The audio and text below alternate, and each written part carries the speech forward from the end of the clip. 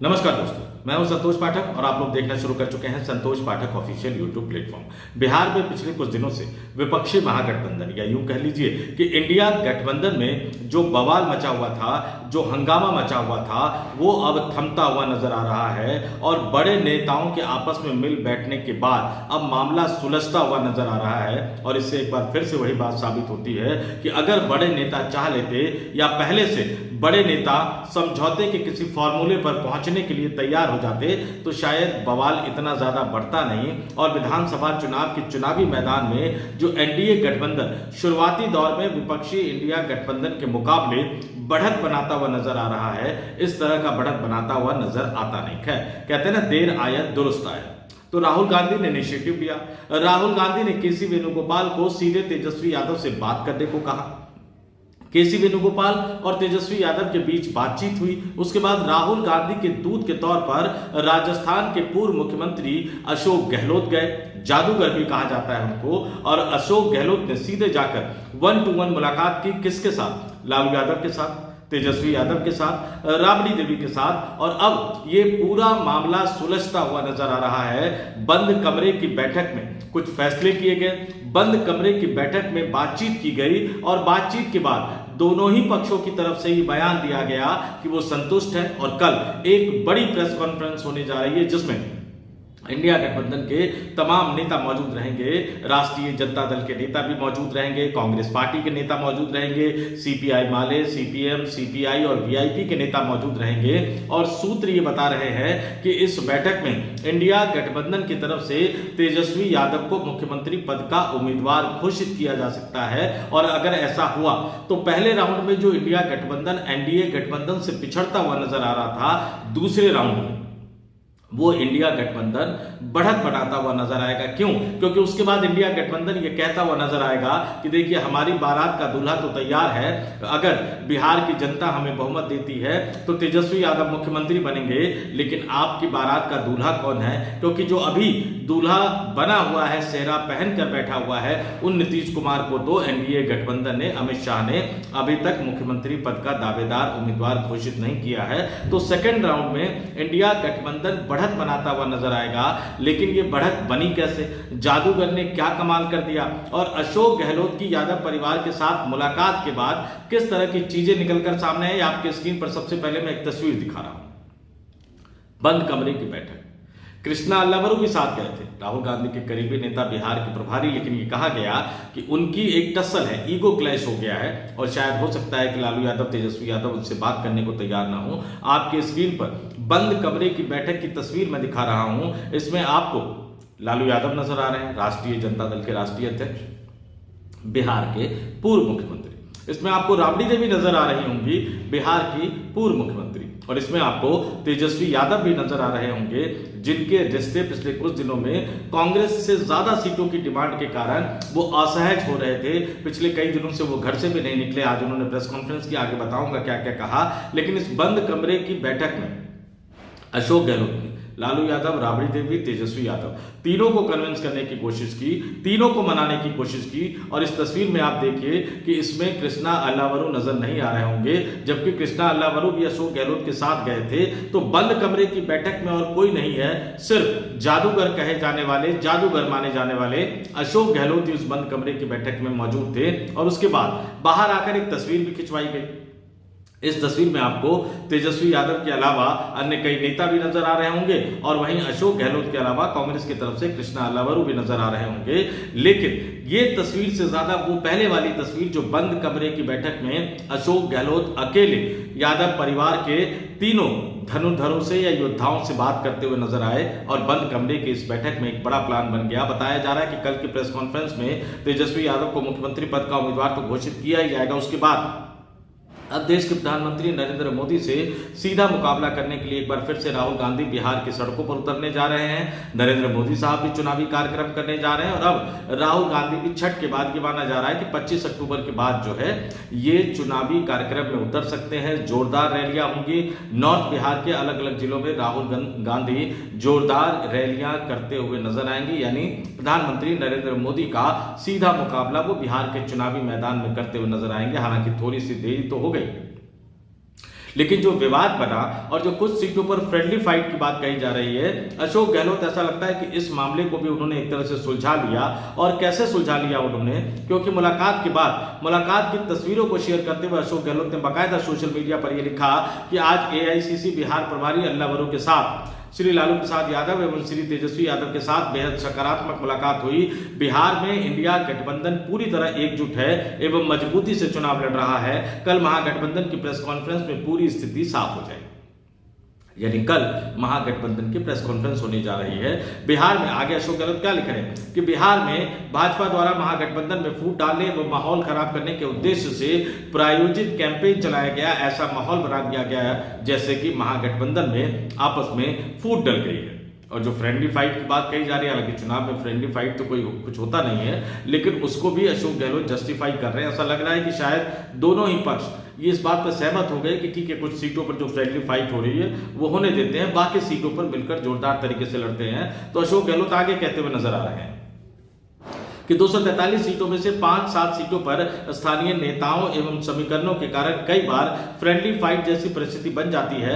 यह बहुत छोटी संख्या है, परंतु इसे लेकर मीडिया में महागठबंधन के खिलाफ कैंपेन चला दिया गया, जबकि असलियत में कोई भी परेशानी नहीं है। बिहार अब बदलाव चाहता है एवं पूरे बिहार की जनता समझ रही है कि प्रदेश में इंडिया गठबंधन की जीत देश एवं प्रदेश के हित में है। तो सीधे सीधे अशोक गहलोत ने इस पूरे मामले को सुलझाने का एक बड़ा दावा कर दिया अपने इस पोस्ट के जरिए। और तेजस्वी यादव ने भी बंद कमरे की बैठक में जो बातें हुई उसके बाद तेजस्वी यादव भी उत्साहित होते हुए नजर आए। और तेजस्वी यादव ने भी मुलाकात की तस्वीरों को शेयर करते हुए सोशल मीडिया पर लिखा कि आज राजस्थान के पूर्व मुख्यमंत्री आदरणीय श्री अशोक गहलोत जी से सार्थक चुनावी चर्चा हुई। और वो भी तस्वीरों को शेयर कर रहे हैं और जिस अंदाज में वो लिख रहे हैं ऐसा लग रहा है कि बात बन गई है। इससे पहले तेजस्वी यादव प्रेस कॉन्फ्रेंस करने के लिए भी सामने आए, कई योजनाएं उन्होंने की, क्योंकि लगातार एक बात उठकर निकलकर सामने आ रही थी कि तेजस्वी यादव घर से निकल नहीं रहे, नामांकन करने के लिए निकले, उसके बाद तेजस्वी यादव घर से निकले नहीं। तो तेजस्वी यादव ने आज प्रेस कॉन्फ्रेंस की और उन्होंने नीतीश कुमार के जो दाव है पिछले कुछ दिनों के दौरान जो घोषणाएं की हैं उनके ऊपर बड़ी घोषणा करने की कोशिश की, बिहार के मतदाताओं को लुभाने के लिए, बिहार के अलग अलग वर्ग के मतदाताओं को लुभाने के लिए।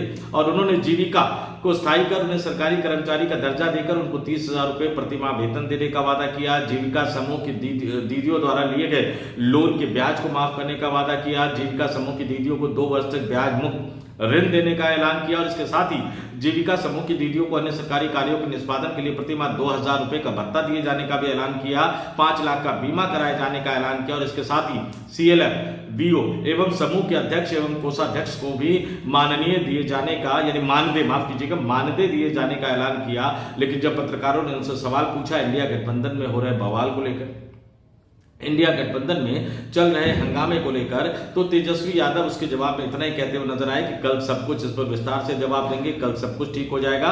यानी कल जो ज्वाइंट प्रेस कॉन्फ्रेंस होनी है, कल जो संयुक्त प्रेस कॉन्फ्रेंस होनी है, उसमें इन तमाम सवालों का जवाब विस्तार से दिया जाएगा। और एक बात जो लगातार कही जा रही थी, जो बार बार कही जा रही थी कि बिहार का पिछले कुछ वर्षों का, पिछले कुछ दशकों का शायद ये पहला चुनाव होने जा रहा था जब दोनों ही गठबंधन की तरफ से मुख्यमंत्री पद का कोई चेहरा सामने नहीं रखा गया है। एनडीए गठबंधन की तरफ से औपचारिक तौर पर नीतीश कुमार को मुख्यमंत्री बनाने का ऐलान नहीं किया गया है और न ही किसी और व्यक्ति के नाम का ऐलान किया गया है। हालांकि जनता दल यूनाइटेड लगातार ये कह रहा है कि नीतीश कुमार ही मुख्यमंत्री बनेंगे। 25 से 30 फिर से नीतीश का नारा दिया जा रहा है। और अब तो ग्राउंड जीरो की हकीकत को जानने के बाद एनडीए गठबंधन में शामिल अन्य तमाम राजनीतिक दल, यानी भारतीय जनता पार्टी को छोड़कर, चाहे वो लोजपा रामविलास पासवान के मुखिया चिराग पासवान हो, या हिंदुस्तानी अवाम मोर्चा के मुखिया जीतन राम मांझी हो, या राष्ट्रीय लोक मोर्चा के मुखिया उपेंद्र कुशवाहा हो, ये तमाम लोग नीतीश कुमार को ही मुख्यमंत्री पद का उम्मीदवार, दावेदार बनाने की वकालत कर रहे हैं। क्योंकि उनको ये लग गया है कि अगर नीतीश कुमार का चेहरा सामने नहीं होगा तो फिर बिहार के दलित, महादलित, बिहार के पिछड़े और अत्यंत पिछड़े वर्ग के जो मतदाता है वो क्या एनडीए गठबंधन के उम्मीदवार को वोट देंगे। लेकिन भारतीय जनता पार्टी अभी तक इसको मानने को तैयार नहीं है। अपने गठबंधन दल के सहयोगी दलों के नेताओं द्वारा लगातार बयान दिए जाने के बावजूद, लगातार मांग करने के बावजूद अमित शाह इस बात को मानने को तैयार नहीं है, भारतीय जनता पार्टी इस बात को मानने को तैयार नहीं है। तो अगर कल यानी कल जो प्रेस कॉन्फ्रेंस होनी है, उस प्रेस कॉन्फ्रेंस में अगर तेजस्वी यादव को इंडिया गठबंधन की तरफ से मुख्यमंत्री पद का उम्मीदवार घोषित कर दिया जाएगा तो निश्चित तौर पर इंडिया गठबंधन बढ़त बनाती हुई नजर आएगी एनडीए गठबंधन पर। और राहुल गांधी ने पिछले कुछ दिनों के दौरान देखे कहीं ना कहीं टसल तो था, कहीं ना कहीं मामला फंसा हुआ था। कांग्रेस 70, फिर 62, फिर 60 और अब कई सीटों पर फ्रेंडली फाइट की बात कही जा रही है। कृष्णा अल्लावरू पर कई तरह के गंभीर आरोप लगाए गए, राजेश राम पर कई तरह के गंभीर आरोप लगाए गए। पप्पू यादव ने सीधे सीधे मोर्चा खोल रखा है कि हमें तो गठबंधन तोड़ देना चाहिए। लेकिन व्यवहारिक स्थिति तो यही है कि कांग्रेस पार्टी अकेले बिहार में विधानसभा चुनाव लड़ेगी तो करेगी क्या? राष्ट्रीय जनता दल भी अगर अकेले बिहार में विधानसभा चुनाव लड़ेगी तो हासिल क्या करेगी? जहां कुछ 100 वोटों के अंतर से चुनावी जीत हार का फैसला ज्यादातर सीटों पर होना है, जहां एक एक सीट का महत्व है, वहां आप अलग होकर लड़कर हासिल क्या कर लेंगे? कुछ भी हासिल नहीं करेंगे। तो इंडिया गठबंधन को एक बड़े स्तर पर यह समझ में आ गया कि अगर आपको बीजेपी से लड़ना है, बीजेपी को हराना है, तो आपको एक होना ही होगा। और कुछ दिनों तक चली रस्साकसी के बाद, कुछ दिनों तक चले टसल के बाद आखिरकार कांग्रेस पार्टी और राष्ट्रीय जनता दल दोनों नेताओं को यह समझ आ गया कि अभी नहीं तो फिर अगला मौका तो 5 साल बाद ही मिलेगा। तो बिहार की चुनावी राजनीति का यह दिलचस्प मोड़, और राहुल गांधी अब सड़कों पर उतरकर संयुक्त रैलियां भी करते हुए नजर आएंगे तेजस्वी यादव के साथ। बिहार में जिस तरह से एक के बाद एक लगातार वो बिहार के दौरे पर गए, जिस तरह से उन्होंने तेजस्वी यादव और मुकेश सहनी के साथ मिलकर बिहार में वोटर अधिकार यात्रा निकाली, सासाराम से लेकर पटना तक बिहार के कई जिलों में घूमे, बिहार में रोजगार को लेकर जो यात्रा निकाली थी कन्हैया कुमार ने बेगूसराय से, उस यात्रा में शामिल हुए। तो पिछले 7-8 महीनों के दौरान राहुल गांधी ने जो मेहनत की है बिहार में, शायद उस मेहनत को देखते हुए समझौते के एक फॉर्मूले पर मोटे तौर पर बात बन गई है। तो इंतजार करते हैं कि कुछ घंटों बाद इंडिया गठबंधन के पिटारे से क्या कुछ निकलने वाला है। क्या इंडिया गठबंधन के पिटारे से मुख्यमंत्री का चेहरा निकलेगा, मुख्यमंत्री का दावेदार और मुख्यमंत्री के उम्मीदवार का नाम का ऐलान तो होगा या नहीं होगा? फिलहाल तो कह सकते हैं कि राहुल गांधी के दूत ने, यानी जिनको इस देश की राजनीति का जादूगर कहा जाता है, उन्होंने अपना जादू चला दिया है और उनके जादू से लालू यादव भी सहमत है, तेजस्वी यादव भी सहमत है, राबड़ी देवी भी सहमत है। तो आने वाले दिनों में बिहार में दिलचस्प चुनावी घमासान देखने को मिल सकता है। नरेंद्र मोदी की रैलियों के जवाब में राहुल गांधी की रैली, इंडिया गठबंधन की तरफ से भी इस बार पुरजोर तरीके से तैयारी की जा रही है। प्रियंका गांधी भी चुनावी रैली को संबोधित करते हुए नजर आएगी और इसके साथ ही इंडिया गठबंधन में शामिल कई अन्य राजनीतिक दलों के नेताओं को भी बिहार लाने की तैयारी पर चर्चा शुरू हो गई है। यानी इंडिया गठबंधन बिहार के विधानसभा चुनाव में अपनी एकजुटता भी दिखाता हुआ नजर आएगा। क्या असर पड़ेगा इसका बिहार के विधानसभा चुनाव में? क्या फायदा होगा? बिहार की जनता किसके साथ खड़ी होगी?